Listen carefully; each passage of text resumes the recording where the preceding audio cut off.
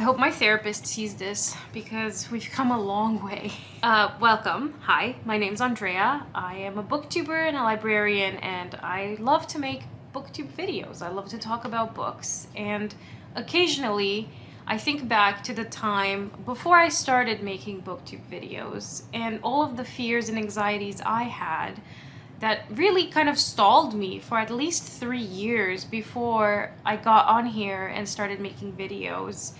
And sometimes I forget how far I've come just in terms of confidence or the ability to speak freely and things like that. And recently I got a comment that kind of broke my heart, and the comment said, "I thought about doing this for years. I just can't get the nerve." And I know that feeling. I really do. And I want to hype you up. I want this video to be kind of like a hype you up to get the nerve to start a booktube channel, but also kind of addressing all of the fears and anxieties that people have around putting themselves on YouTube in some form or another. When it comes to talking about books specifically, like I am talking about our community here on Booktube, not everything else. And I am not going to address kind of filming and editing and the technical aspects of making a booktube channel. But if you are interested in that specifically, I will link down below many booktubers who have spoken about this at length. And they talk about iMovie and Windows Editor and all the kinds of software that are out there. But I'm talking mostly about your fears and anxieties and kind of that thing inside of you where you can't get the courage to try or to start, but you really, really want to. So when I answer these questions, I am going off the premise that you really do want to do this. It's just you're scared, okay? Like, I'm not going to convince you to start if you don't want to. Like, in this scenario, we're assuming that you do really, really want to. Okay, so I've put out a question on my social media platforms and on Reddit, so it's more anonymous, asking if you've wanted to start a booktube channel but you're too scared, what were some of your fears and anxieties? And a lot of people answered. A lot of people DM'd me, which makes sense because you're all very shy, and it makes sense if you're scared to start, that you don't want to put your fears and anxieties out there on an open platform. So I'm going to start addressing some of these. I have the list of things that people said. So an overwhelming amount of people, which was really, really sad, said that they are scared to put themselves out there because they hate the way that they look. And they have a lot of anxiety about their looks being targeted or feeling uncomfortable about some aspect of their face or their body. I completely understand this. Like, that was one of my biggest fears as well, kind of, you know, getting the courage to put myself out there. And I think the first thing you need to ask yourself is, when you see other YouTubers or booktubers, when they're talking about books, is that really something you look at? Like, let's say somebody just has a big nose or something. The whole time you're watching, you're like, well, I can't pay any attention to what you're saying about Tolstoy because all I can think about is your nose. Probably not. And if you do, you're also kind of aware that that thing is in your head because people in your life have talked at you those things and those insecurities and have taught you to look at things that way. And it doesn't make any sense. Over the last decade, I have watched so many booktubers, and people have so many fluctuations through life, you know? They go through a lot of stress, and maybe they'll have an acne breakout. Some people gain a lot of weight, some people lose a lot of weight, some people are on medications that give them different symptoms that are physical, some people lose hair, some people have visible deformities, and all of these things fluctuate over time. Like, sometimes there's a glow up, sometimes there's changes, but at every single point, I have never ever found myself judging people for those things. I've always paid attention to what they said about books, and I am just so aware that if anyone feels the need or compelled to even comment on any of those things, there's something wrong with the commenter, both in terms of psychologically, because it means somebody really was mean to them their whole life, and that's their internal dialogue, or, and this is kind of, if you put this experience out into the real world, this is what it would look like. You're sitting on like a hill or in a corner somewhere talking to your friends about books or things that you love, and a stranger walks on the street on the other side and yells at you going, "Hey, you're ugly." In that context, the only person who looks stupid is that person, not you. It's not like your circle of friends are gonna be like, "You know what? That guy over there has a point. I better leave." Like, nobody would do that. In that scenario, when it's out in real life, it's absurd, and the only person who looks bad is that person. There are so many things that we don't know about people. Like, people have had pregnancies, they've had losses, they've been grieving. There's a lot that can happen to a person over the years, especially if they've been on this platform for very long. People have changed their appearance in terms of haircuts or colors of the hair, or just anything. So it's unreasonable to think that somebody will look exactly the same, like we're a character from like, a cartoon for kids. Like Mr. Rogers always looked the same, or the guy from Blue's Clues, or, we're not cartoon characters, we're real complex human beings. When you get out of your house, for example, and you're not just staring at perfectly edited people on YouTube or filtered people on TikTok, and you go on the bus or on the subway and you notice real people in the real world, everyone looks so different, so many different shapes and sizes and heights and everything, like there's real texture on people's faces. Not everybody has, smoothed over foundation skin. And you don't have to put yourself out there in an ultra edited way either, if that's something that upsets you. There are plenty of people who have come on here without any kind of makeup, without any kind of filter. And, maybe occasionally they'll get a weird comment or something. But sometimes people will screenshot that and then we laugh about it on Twitter or on another platform, because you do now have a Booktube community of friends who are just like you. And another thing that surprised me is that even people that I thought were just so beautiful and well established and had so many fans or something on Booktube or just on YouTube in general, and I thought, man, there's no way this person could ever get a negative comment, and then they do. At that point, you kind of realize that there's just nothing you can really do. Like, that's just the way the internet works. It's gonna happen sometimes, occasionally, and you don't need to take it seriously. Like, it's not really about you, and you need to remember that. I think one of my favorite creators on YouTube in general is the Cottage Fairy, and she addressed this in several videos and in her book about her channel, The Cottage Fairy Companion. She talked about how, she just wanted to show people simple living and arts and crafts and just something cute.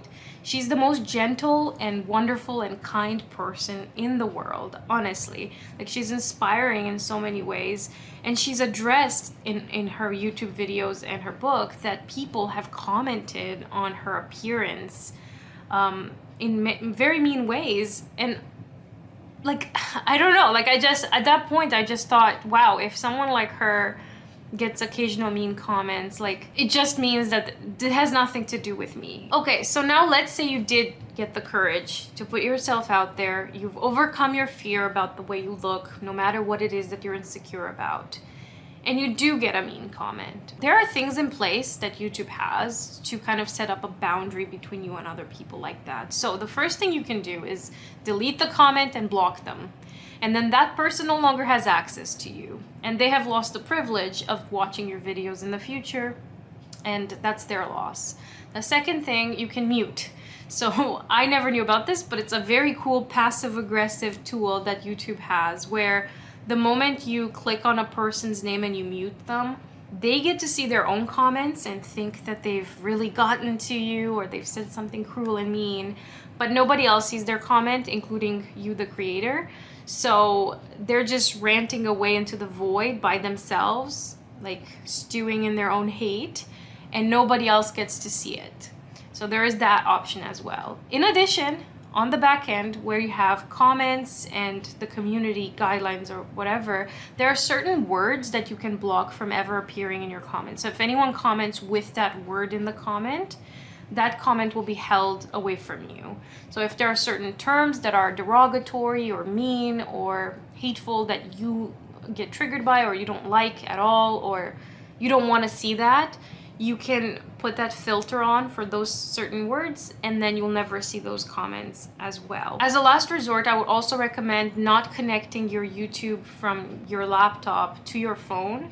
This way, you know, if you're going about your day and you just want to mind your own business and you don't want to see updates and notifications from your YouTube channel throughout the day, you want to check it at a specific time when you're mentally prepared for whatever you find on there. Disconnect the two, and then you can only check it on your laptop at a specific time in the day instead of getting notifications that could ruin an experience out and about in the real world. So you don't have to put up with that. And the last resort is to have a friend or a partner or a spouse or something read your comments first, so you can have another filter where they never make it to you. You know, even if it made it through all those other filters and you just don't want to see anything negative, you could put in place somebody you trust and they could filter those out, and then you can just respond to the ones you want to respond. You don't have to respond to any. You don't have to even allow comments in the first place if you don't want to at the beginning, you know. Whatever it is that you want to do, there are parameters in place. And I find that in that way, YouTube is a very forgiving medium because it allows you to edit things even after you've uploaded and published a video. Like if you want to cut out a clip from the middle of your video that kind of annoyed you, or you thought you said it wrong, or people are, you know, addressing it and you don't think that that was accurate, or something went wrong when you were speaking to the camera and it just didn't feel right, you can always edit it later as well. You can always take a YouTube video down and, you know, just put it behind you if you don't like it later on. You don't have to get too intimidated. There are ways around things, and it's kind of a forgiving medium in that way. And in addition to all of this, the fact that you're polishing up your video on the back end to whatever you feel comfortable putting out there in the first place. Like, it's not a performance, right? It's not a YouTube live stream. It's not a performative act in public where anything could happen. It's a contained thing that you get to edit the way you want before it goes out into the world. So you'll have to be okay with it in the first place. Yeah, so I know this was a little bit rambly. I promise I won't spend that much time on every point, but the way that people look and the insecurities around that was kind of overwhelming at the number. And I remember having those fears as well. And another thing that I've seen, and this is just like, again, when you start off, if you're really shy and you really don't want to put yourself out there in this form, I have seen booktubers do something really clever. So one of them was, film from like nose down, for example, and they kind of conceal their identity and you don't know who they are in the real world, but you know that, you know, they're there and they talk about books and they're a person, they're not a bot or something. Other people have created podcasts and then they just record sound, and then when they upload that same podcast episode to YouTube, you know, they'll have slides about the books that they're talking about or some characters. There are ways to kind of hide. And then I've seen also people who are now very popular, but when they first started out, they had just a table and the book, and maybe you'd see their hands gesturing around it or put some artsy and creative things around it. Like, they didn't necessarily put their face out there first. They kind of, you know, stayed back a little bit, and then over time they got more confidence. And the last thing, which again, I don't know where you stand on this, but a lot of booktubers started out with a written blog first, and what that did, it helped them kind of become confident in their opinions and ideas first. And when you put out so many articles and things, you notice that, like, one, people don't really care all that much, or not as much as you thought they would. And you kind of get to know where you stand, what upsets you, what doesn't. The moment you have to feel like you justify an opinion or support it with evidence from books, it makes you kind of self-aware of where you stand, and it kind of molds your voice a little bit, and it gives you strength to know where you are. And that might help as well to have like a little in-between phase of a written blog or something that's not necessarily full-on video talking face-to-face to somebody. So I hope that point was addressed at length and that I've given you at least some tips. And, you know, don't feel threatened by other people. And usually in this community, people are very, very friendly.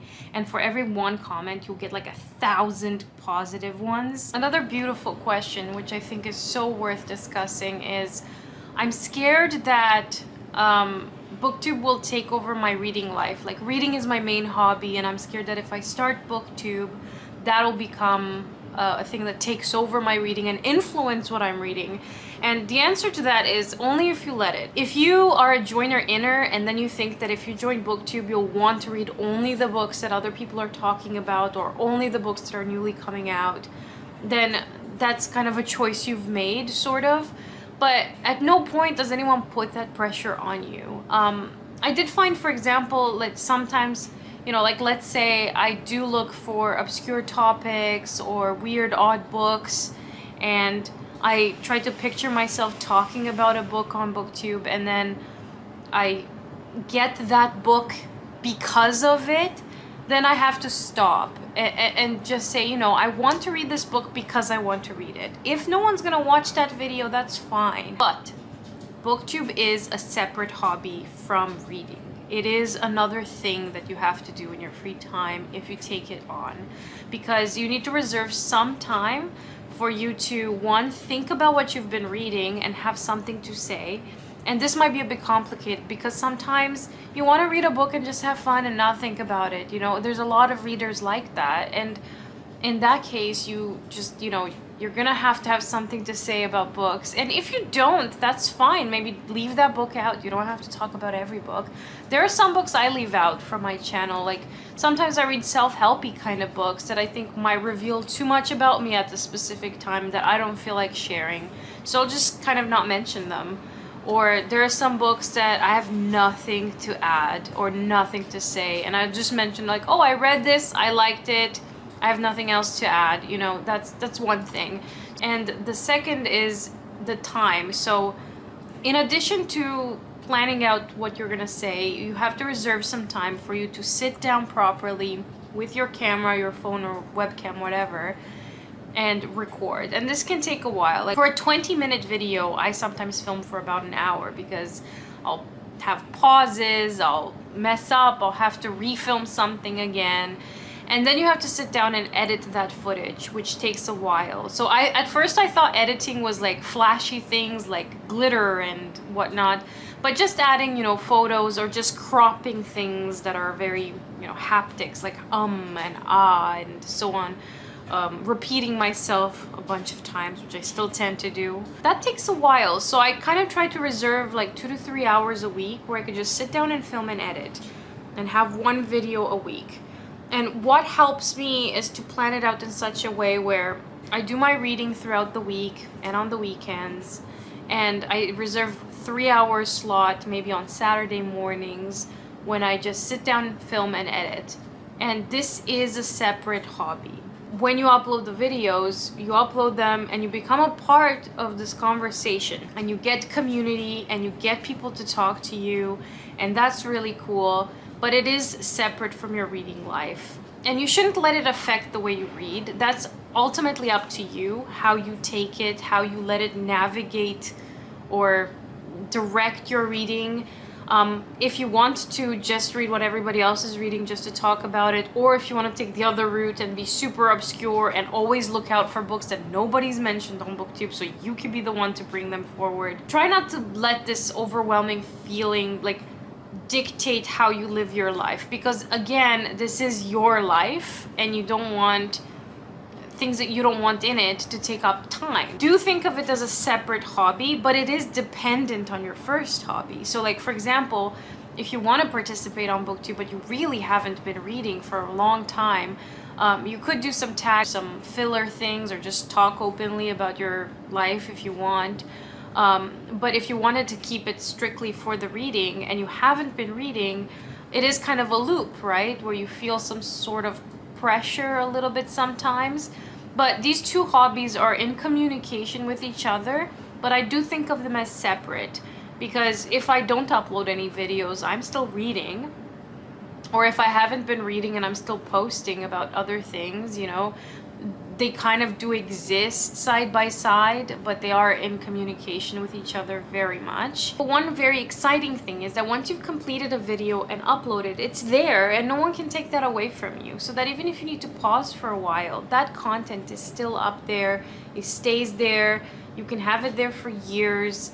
And it's kind of polished, like you don't always need to be on, you know, even if you take a break for a year or even a longer extended break because life took over, those things that you've worked on are still up there and they're still, you know, people are still watching them, engaging with them. I still get comments on videos from 5 years ago. Like that conversation is still outgoing, and sometimes, you know, you have to tell people, oh, I don't think this way anymore, but that's how I felt like 5 years ago. Or you still feel the same way and you just talk to people as things go. Like there are pros and cons to this format, and sometimes I forgot I read a book entirely and then I'll see a video from long ago and be like, oh yeah, I read that, let me remind myself what I thought about it back then. Like that's interesting. Another comment I got is, I am a young adult and I still live with my parents. Now some people suggested that they don't want their parents to know about this, or they don't have the space and resources, or don't know how to do it in a way that gives them the privacy that they need to just address the bookish community and nobody else. So for this, I would say a lot of people have made do with whatever they had. So in my beginning, I started off on this couch in a different apartment that I used to live in alone. Then I got a whole book room with books behind me that was very aesthetically pleasing and cool. But many times when circumstances called for it, I had to film outside. I went even in a cemetery at one point because it was quiet and nobody bothered me, but I also had good lighting. There are many places you can go to. There are also public libraries that offer spaces, like you can book a room and then even camera and equipment for editing and for filming in the first place. You can use your phone. Like the phones now are so updated. Like I think a phone now is much more incredible in terms of filming and what you could do with it versus what it was like 10 years ago. But don't feel like just because you don't have your own book room with all of the books displayed, or you don't have what other people have visually in their videos, should stop you from sharing your thoughts and opinions. I have seen some wonderful people grow on Booktube, from teenagers who really liked, you know, young adult fiction, to entering into the classics, to forming their own opinions and loving a specific genre, to doing things in their life that are very different from Booktube, to explore, and you just kind of watch them grow as a person, and it's really beautiful. So I really wish that I had done this much earlier, and I wish I could have filmed, you know, my undergraduate and grad school experience, and I regret not starting earlier. So that's why I'm like, please start. One more thing I'm going to address, which kind of ties in back to that first point. Before I started getting the courage to come on here, I remember watching a video from Lauren and the Books. And she said, you know, my whole life I kept saying to myself, when I get to a certain weight or a certain look, or my hair looks a certain way, that's when I'm going to start YouTube. That's when I'm going to start dancing classes. That's when I'm going to go out and travel. And she said, I realized that I just put my life on hold and I kept waiting for my life to start. And if you keep that up, you'll find that there's a lot of time that passes and you keep pushing it further and further away. So all you're doing is delaying the beginning of your life, or the beginning of the things you really want to do. And just start now, because you can always change, you can always fluctuate, you can always be different in any way, shape, or form. I mean, there have been people on Booktube who have, you know, changed in miraculous ways, and at no point have people judged them for it. They're like, go you, more power to you. That's a wonderful part of your life story, you know? And you got to capture that and document it. And in many ways, this kind of acts like a journal for you. Like I look at these videos as little kind of horcruxes, or like little journal entries for myself, for my future, to look back on and be like, wow, remember when I was here, and remember the fears and anxieties I had, or remember the books that I was reading, or that topic that really interested me. And how cool would it be for like future grandchildren to see their grandma on these videos, the same way we find now like grandma's diary, or like some old photos that tell you a little bit about grandma's hobbies, like scrapbooking. I don't know. I just think it'd be so cool to look at this video archive in the future, and it's such a shame to miss out on this experience if you really, really want to do it, just because of some fears of some potential strangers who might not even ever comment those things on your videos. Another comment was that I'm too old. You should have more confidence than that. First of all, we need more people of different ages on this platform.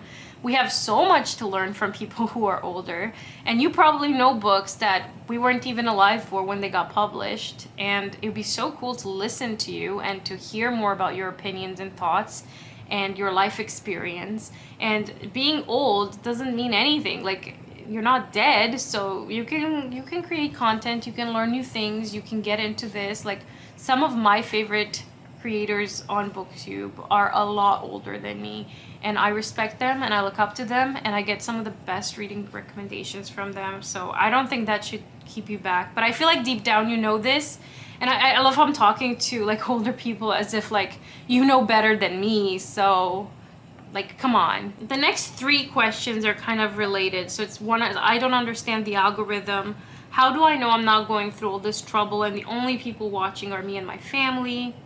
And overthinking like graphics and marketing and artwork. So at this point, we're trying to get you the strength and courage to put yourself out here in the first place, right? So maybe don't worry about that yet. Marketing and artwork and graphics will come with time. When people start off, they don't have anything too fancy. I have seen amazing booktubers who started out like they didn't even have physical copies of their books because they were living abroad or something. So they just had like the picture and a blank wall behind them, and they had wonderful things to say about the books, and people loved them for it and followed them, and they gained the community that way. I would say no one understands the algorithm, but they do. And the thing is, there are ways to gain popularity. It's just what doesn't make people comfortable is the means to which some people, you know, go, like the lengths that they go to gain followers. And I think there's a place for all kinds of commentary to exist. No shade, no judgment to any booktubers who talk about certain things, because they are necessary. They're necessary for keeping the community in check and authors in check. I'm scared to put myself out there in that way, personally. But, for example, if you do a lot of commentary on booktube drama or author drama or things like that, those usually get a lot of clicks and views. So it's like, yeah, you know how to get followers, you know how to gain more views, but a lot of booktubers choose not to do that, and that's their choice. Like, I don't want to put myself out there, but I don't even feel comfortable talking about DNFs or negative reviews. And the funny thing is, nobody knows this about me, but like, I consider myself to be like the Anton Ego of book reviews. Like, for every one book that you see me talk about on this platform, there are 20 that I did not finish, and I choose not to talk about them even negatively because I find that that gives them publicity, right? So even negative attention on a book is marketing, and I don't want to do that for books that I completely hated or authors I do not like. So I think, in a way, just kind of ignoring them altogether does more harm to that author than to talk about them negatively. That's just my opinion. But I think because some booktubers did speak to a lot of the things going on around authors assuming certain identities or doing certain things, it does keep the publishing world in check. Because some authors decided to comment under their own review videos of some booktubers and correct them on their review, you know, booktubers have then reached out to the publishing houses, and now they're keeping authors in check with that. So in a way, all of this discourse is necessary, but there are things that are generally known to get more follows and views. It all depends on how you want to put yourself out there and what you want to do and what your ultimate goal is. If your ultimate goal is to gain as many followers as possible and as many views as possible and make this like a full-time job, there are ways around it where you can kind of pick the topics that are sensitive points or word things in a certain way that gets people to click. But I feel like based on the community I have here, I'm getting the sense that that's not what people want to do. So you don't have to worry too much about the algorithm. Just leave it alone. It's its own thing. And then things pick up traction as things come into the mainstream. Like, for example, I used to follow somebody who had a few hundred followers, and he used to talk a lot about the Wheel of Time. And the moment the TV show got picked up by, I think, Amazon, all of his videos got like picked up by the algorithm because he had spoken about this at length for years, and now they had come into the public, you know, like it was a mainstream thing, and all of a sudden the channel just sort of grew. So sometimes the luck that comes, he just followed his passion. That was something he really loved, you know, and no one asked him to do it. And maybe for months, if not years, he just talked into a void where people didn't necessarily like it, or a very small group of people cared. And then when it did become mainstream and it did pick up, like, that was a lot of work, that was a lot of labor, and that was a lot of passion that was put into those videos, and it was well deserved. It wasn't like a lucky you, the algorithm picked it up. So yeah, don't worry about the algorithm. And in terms of like, how do I know I'm not going through all this trouble? Now, in terms of wording things like going through the trouble, if it's trouble, then you're not doing it because you love it and enjoy it. You should like and enjoy working on the videos, like tinkering with them, putting yourself out there, talking about books, seeing how your thoughts and opinions change over time. Like, this is fun. It's supposed to be fun. And if you do it just for yourself, it should be worth it. You, like I said earlier, you get to have these like finished pieces of parts of yourself from your past, and you'll never be this young again, and you'll never get to see yourself as you are now ever again. So you get to keep these little mementos for the future, and you get to look back with kinder eyes, and they're just for yourself ultimately. And you will find your people, because if you talk about something that you're genuinely passionate about, you will find people who like the same things. Like, they will be on the same channel as you, as the same level as you. You'll attract these people into your life because they like the same things, you know? So if you really like talking about dinosaurs, then people who love dinosaurs will find you because they're looking up dinosaurs, and then you show up, right? So it's just undeniably cool because you get to do this for yourself, and then the right people will find you over time. Sometimes it'll take longer, you know? Sometimes it takes a while for even you to form your own voice. Like, there are so many things that I didn't know I liked when I started this channel. I started off this channel with a lot of kind of classics, and maybe I was into fantasy at the time. And then I started talking about death a lot, and death cultures, and cultural things to do with death. And over time I shifted into pirates. Like, opinions change, interests change. It's totally fine. Like, don't worry about who's watching. Like, really don't. Because ultimately you will find your community. And definitely comment under the videos of people you like, because they'll see you, and then if you say something thoughtful or you introduce them to new books, they'll click on your name too, especially if you have a bookish channel name, and they might find that they enjoy your videos, or like people in their comment sections will do that. So don't worry so much about the others. Like, worry only about you and what you want to do and your hobbies and interests. And this is your platform. Like, you get to do whatever you want on it. You can make whatever videos, you can talk about whatever opinions you want, and you can filter out whatever comments you don't want. Like, it's your little playground, and you get to do what you want to do. Okay, another comment I got, and again, this ties back into that first point a little bit, is I am worried that I won't like to listen to myself talk or want to look at myself when I edit. I'm very insecure about everything when it comes to myself. Not fun to admit. The voice thing is so real. Everyone hates the sound of their own voice, especially in recordings. I got over this so fast because and I was the person who hated the sound of my own voice in any recording. Like, I would just cringe. But after 3 or 4 videos of editing, you get used to it. I don't know how this happens, and I've spoken to so many other booktubers, but that just happens automatically. Like, at first you're sort of shocked, like, oh, is that how I sound? And then you get used to it, and then it doesn't bother you at all. Like the voice is the least of your concerns. But it might surprise you. Like for example, I thought I had a very harsh voice. I thought it was cringy in every possible way. Maybe some people think so. I don't know. But when I recorded myself and looked back, I was so shocked to find that my voice sounds softer than I expected it. People even told me to narrate whole audiobooks for them so that they could fall asleep to it, or that they already use my videos to fall asleep to them, or that they find them soothing companions in the background. I never thought of my voice as soothing before, and I was so shocked as to how shy I come across in my videos. Like I never thought of myself as shy. I even wanted to do stand-up comedy. Like I thought I was a complete clown and outgoing and like a total extrovert, and then I play back these videos and see this like really shy person with a soft voice.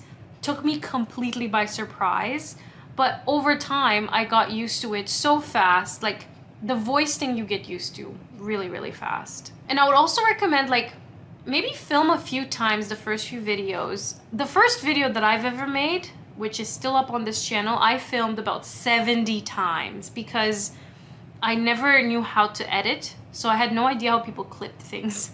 So I just thought you have to do it all in one go. And I just kept repeating it until I didn't make any single mistakes, which now I realize was a Herculean task, but that's what I thought. And I also didn't feel comfortable with my voice and the way I looked. But I would say make a few videos first, and you can upload them and keep them private just for yourself until you get more confidence or you feel like you can talk about things. Another comment I got is that I never feel ready. Like I need to read another book or study another movie or do something until I feel ready. I feel like being always a newbie, and I'm scared that I don't know enough, and I always say the weird things and I get laughed at. Say the weird thing. Weird people are cool, and I want weird things. I'm seeking out obscure things and weird things all of the time. So I'm your people, but you will never feel ready. I never felt ready.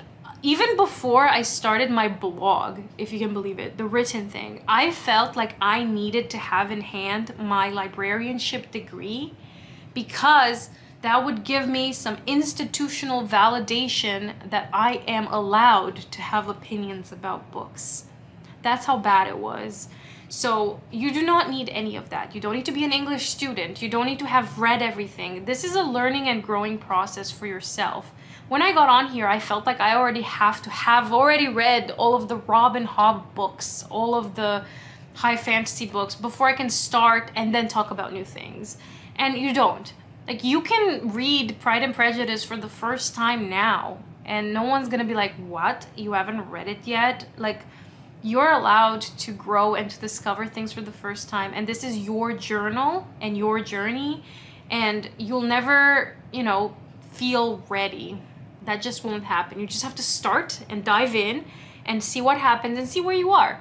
And I would also recommend maybe before you officially start to make like a few lists of videos that you'd like to make. Just some ideas you've had over time. Like, oh man, if I ever got to Booktube, this is what I would talk about. 2, books that nobody's mentioned on Booktube yet. Like things that you loved, either in your childhood, your teens, or now, and no one's brought it up, and you're shocked because you think it's so great and you want to introduce people to these books. So make a list of those books. And then make a list of things like, let's say there is a popular book out there and you have different opinions than what's been said so far. Like you're like, okay, everybody loves this book, but nobody's targeted this specific thing. And I really want to talk about it because that's my take on it. Become confident in your own opinions and where you stand and why. And when you back things up with facts or items from the book, even if someone tries to argue with you about the other thing, it's like you know why you said the thing you said. Like you said what you said because you meant it and you have facts and proof to back it up. Also, if you find yourself in your life, you're lagging a little bit and you haven't read as much and you're at a point in your life where you still want to be a part of the community, you still want to put things out there, but you haven't read as much.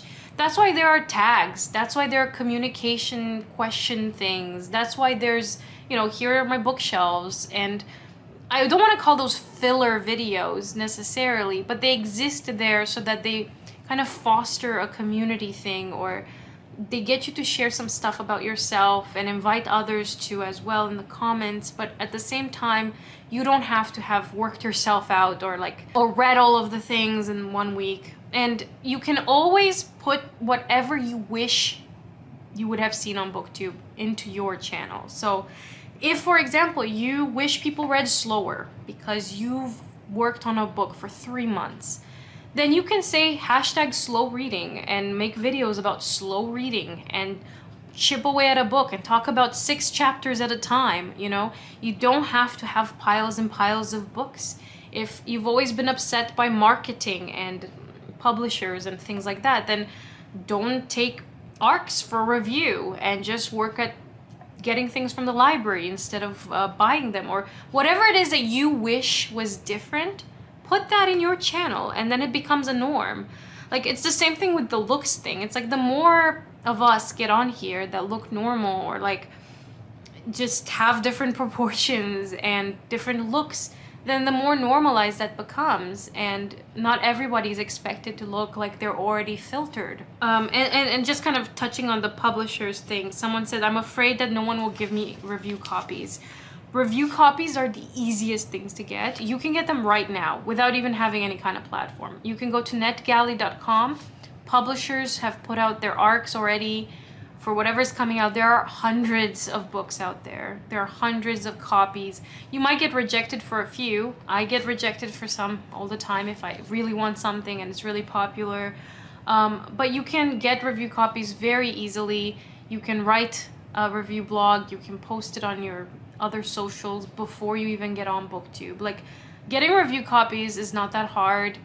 They're accessible. Maybe getting physical ARCs might be a bit more complicated, but even that, like, you know, people do want publicity, and if you can offer them that, it's even better. And they will prefer that people have a much bigger following to send them things, but don't worry about that. That stuff will come, and it's the least of your concerns. And a lot of people put themselves out there and try to ask for certain copies and not get them, even if they're super duper popular, you know? Like, it will happen. Like, I've been rejected for some, I've been offered some people approached me with some that I never even asked for, that were totally outside my comfort zone, and I had to say no. You'll get all over the spectrum, like all the time. So, and if you really don't want to interact with any kind of publicity, you can put it in your bio on your channel. Like, I do not accept review copies, the end, or I do not accept self-published items. And then people will leave you alone because you've put it there and it's in writing, and you just say no thank you. Another question is, I don't have a thing. I don't know what I like, but I know I want to be a part of it so badly. If you want to be a part of Booktube, be a part of Booktube. Seriously, like, just get on here and talk about the things you have read. Again, make a list of things you have read in the past that you enjoyed, and start there. You don't have to review books that you've just read right now. No one's gonna check up on you. So if you've read Anna Karenina like 10 years ago and you loved it and you remember it and you want to talk about it now, make that video now. Like, make a few videos that you have to start that also kind of establishes who you are a little bit. Like, tells people, hey, like, I really like Brandon Sanderson. I really like Edgar Allan Poe. Like, this is my vibe. You don't have to introduce Booktube to new books. You don't have to do anything super duper creative at the beginning when you just start off. If you just want to be a part of it, just select the things that you did like in the past. You don't have to find your niche yet. You don't have to find your thing. And I got trapped in this many times. I wanted to be a person who has a thing, you know? And over time, like, my interests have changed. Like, I would hate to be pinned down as like the death girl right now, or just the pirate girl. Even though I still love those things or reading about them, I don't want to be pinned down. I want to have flexibility. Like, right now I'm really into natural history, but that might change in a few months, you know? And I'm willing to be kind of fluid with it, because that gives me the liberty to do whatever I want without feeling constrained. The truth is, you do not want to be pinned down, okay? And this is a time for discovery. This is a time for growth, okay? You don't have to worry about already having a formed identity, and be open to change. Be open for it to change, for your opinions to change, for a book you hate today to love tomorrow. Be open and curious. Be curious about yourself, be curious about the world, about the things you might want to learn. be just open-minded and open to experiences, because that's what makes this fun. You might not know what you're gonna get tomorrow, and that's cool and exciting. I'm afraid I won't make good content or have enough content. I wouldn't want to consider any of this content. Like, you're not just throwing anything in there like it's garbage. You still spend time making these videos, thinking about them, scripting them. Some people do script, by the way. Like, they find it easier to have opinions if they have some guideline. I usually have like bullet points, kind of like this, where there's some things that people have mentioned and I just want to make sure I touch on them. Some people speak freely, like I do kind of do that as well. I don't think anyone thinks of their videos as just throwing anything in the air, because it does take work. You have to edit, you have to put yourself out there, you have to do all the things. And most of the time when people do talk about things, they do talk about things that they care about and that other people might care about. And good content is relative. Like, what I considered good content might not be good content to someone else. Someone else might find something I say very boring and pedantic and didactic, and some people find it soothing, and some people find it annoying, and all of the things in between. And you just can't appeal to everyone. Like, there is no way to be everyone's cup of tea. So make good content for what you'd like to see. Like, picture that if you'd like to look at your own videos in the future, or to see someone exactly like you, you would watch. Like, you would sit there and watch their videos because you like what they have to say. Just again, to substitute my experience in this, one of the things I loved was when people introduced me to new genres or new things or new topics, but I always wanted a little bit of historical context or a teaching moment. Like, I wanted to learn as well a little bit, or to get a taste for like how it feels or the vibes before I commit to that book. And in undergrad, I remember having these lectures set up in such a way where like we'd have to read the book and then the professor would talk about it. And I remember sometimes not getting to read the book in time for class. And when I got to class, listening to the professor talk about it made me so excited to read the book. I was like, okay, now I'm pumped. But then we had to move on to the next book for the next class. And I always wanted them to be the other way around. I wanted the lecture first, get me pumped about this book, and then I'll read it, and then we can have a discussion about it. So I always wanted to put that part in my videos where I give people like a vibe of the book, like with pictures or sounds or just something that sparks their interest in this topic first, and then I talk about the book. And then if they want to read it, they'll pick it up. But if they don't, like, they don't know anything about this context historically or this author. And I always wanted to provide more of that, which comes across more teachy, but whatever, like, that's just what I wanted to see. So that's what I made. Is it successful? I don't know.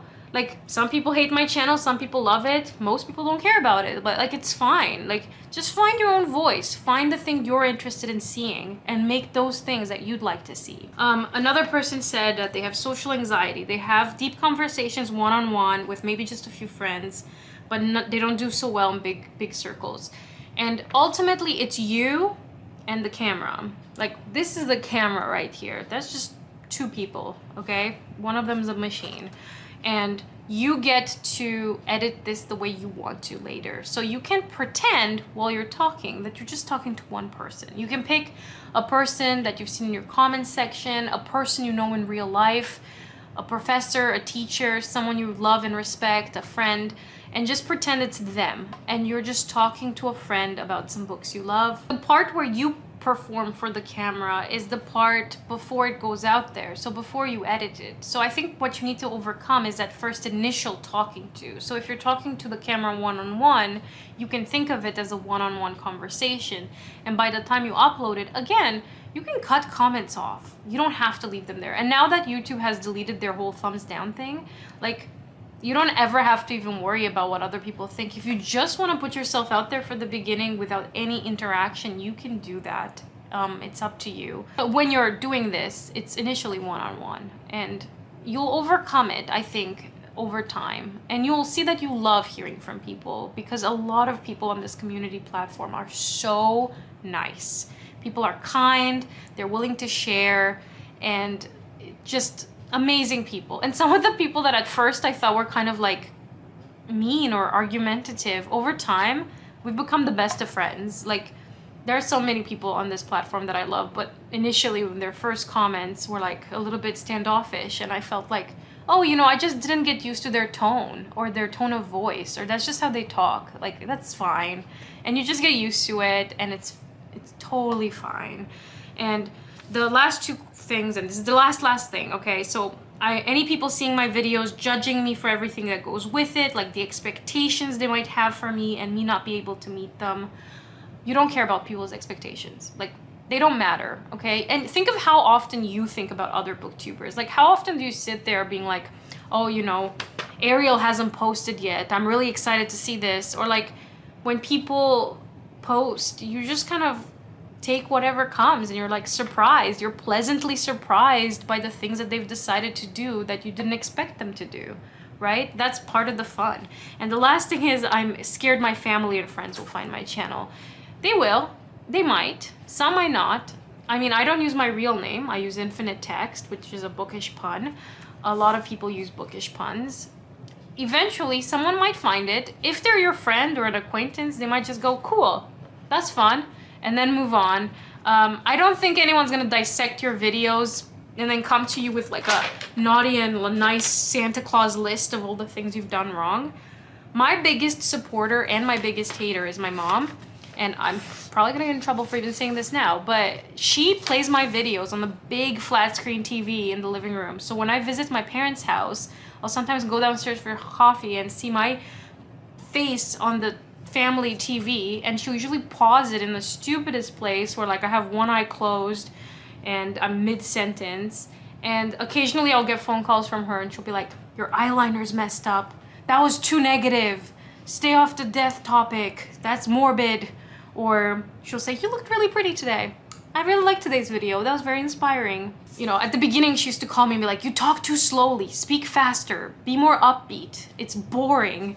Yeah, so she's kind of had the meanest tones with me, and technically she's probably one of the people who loves me most in the world. So, you know, like, ultimately she will help. And if you are super scared of your friends and family seeing it, like, again, use your not real name, use your pseudonym or some bookish title, and just talk about the things you love. I don't see how your friends or family can possibly hate you for talking about books. It is very likely that the people in your life know you as the bookish person, and that the reason you connect to this community is because we talk about books, and you wish people in your real life talked about books, but they don't. So you found us, and then you want to be a part of this community. So be a part of this community. And if your friends and family from real life find it, they'll be like, oh, you know, like, Steve just likes books, and he's talking to other people about books, and he's reviewing some books, and that's so cool. Like, I just don't see how people can like look at it negatively. And maybe that's just because that's how I think. I hope I've answered some questions, and I've given you like a shot of confidence to just start and make those videos, and know that everybody has insecurities and we've all gone through the same fears. And over time you'll see that they were kind of silly to begin with. They were valid, but you've overcome them and you have grown, and you'll be so proud of yourself. And you'll never know what you could use them for. Like, you can use your channel to get a job in marketing, or a job in librarianship, or some really cool thing might come your way, or you might use this platform that you've grown to, you know, tell people about the books you've written in the future. And that's something that's beautiful, and you get to do, and you have a readership already of people who are willing to listen to you or read your words. You never know where these channels might take you, but if this is something you really want to do, please do it. Do not shy away. Please, please, like, this is your life. Do not put it on hold. Do not put it on hold. Yeah, so I hope I hear from you. And if you do start a YouTube channel after seeing this video, comment down below and say, hey, I'm here, I just posted my newbie tag, please watch. I'd love to see it. I'd love to meet you. There are many people in my comment sections I'm like praying will start a YouTube channel soon. Speak again to all the insecurities and all these fears that we've been discussing today. Like, if you have an insecurity, don't talk about it. Like, you know, if I were to say right now to you, oh, I'm so sorry, I have to apologize for the pimple on my nose, you immediately start looking for it, and you're like, wow, I didn't even notice it until she brought it up. You know, sometimes they're all in our heads and nobody else notices. And I really wish that people didn't let these external factors and other people's criticisms affect the way that they live and put themselves out there if they want to, and see how it goes. And you can always take it down, you know, like it's always an option. It's not there forever. Like you have choices. So thank you very much for listening. I hope this was helpful to at least one person out there. So thank you very much for watching, and I'll see you in my next video. Bye!